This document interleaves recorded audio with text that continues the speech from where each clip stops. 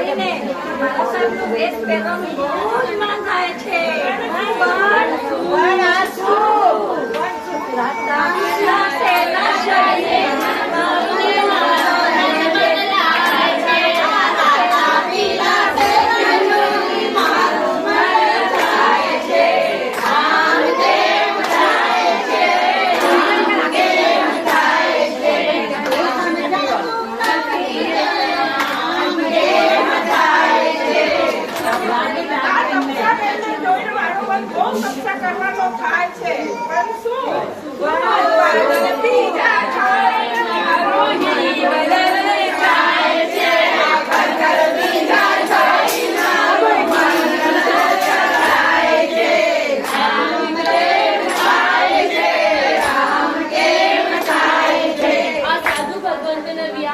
બીમારો મનથી વિહાર કરવાની થાય છે.